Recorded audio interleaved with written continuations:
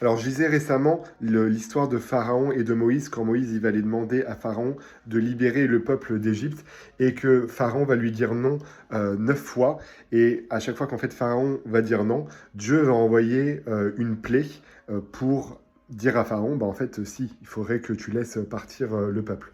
Et donc, il y a plusieurs choses qui sont intéressantes dans cette histoire.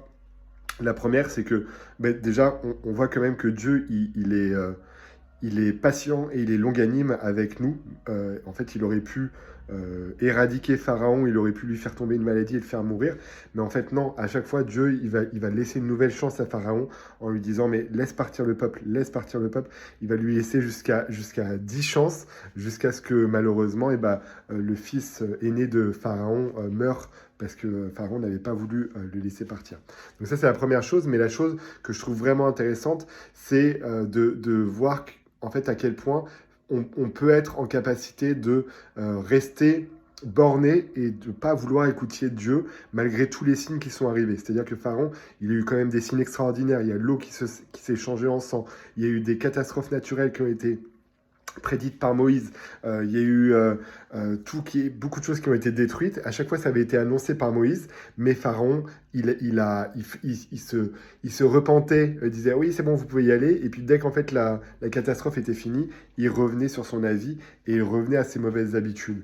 Et je trouve qu'en fait, des fois, il est très facile d'être comme Pharaon.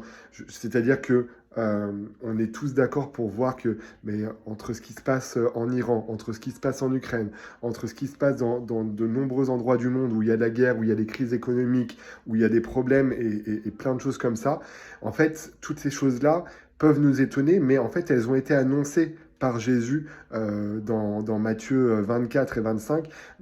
Jésus en avait parlé, ça a été annoncé dans l'Apocalypse. Tous ces signes-là sont des signes que Dieu nous envoie pour nous rappeler que bientôt Jésus-Christ va revenir et que il faut se préparer au retour du Christ.